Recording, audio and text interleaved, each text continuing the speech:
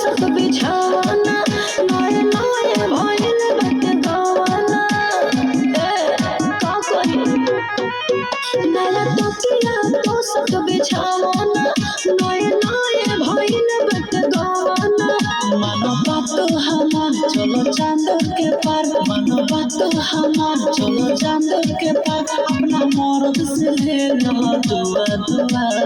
दुआ दुआ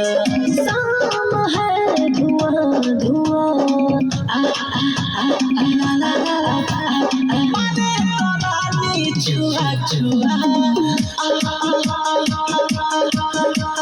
शाम है धुआं धुआं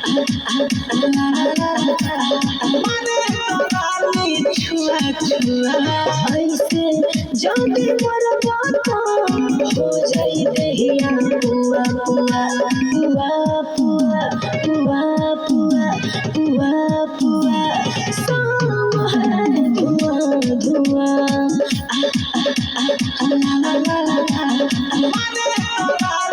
छुआ छुआ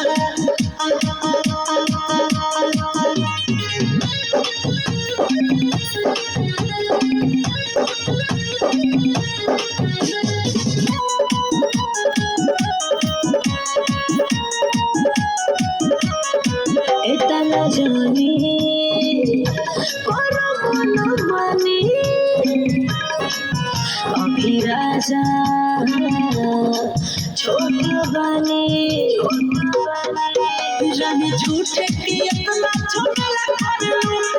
भारत के काहे अकेला करलू काहे भागतारू फरका तोनी मारे तो मरका काहे भागतारू फरका तोनी मारे तो मरका होई ठुड़िया लगो होता कुआ कुआ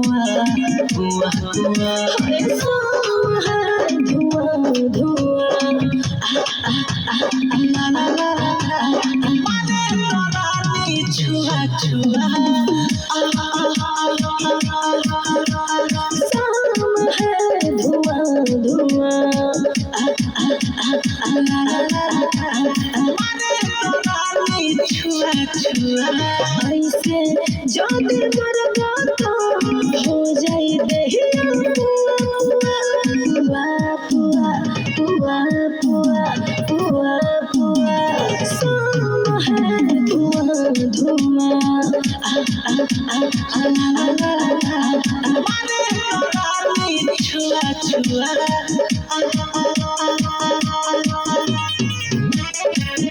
रिकॉर्डिंग स्टूडियो पंचदेवी बाजार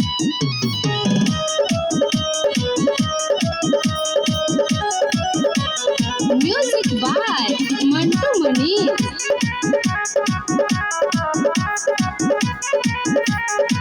संजय पांडे मंटू बेदर्दी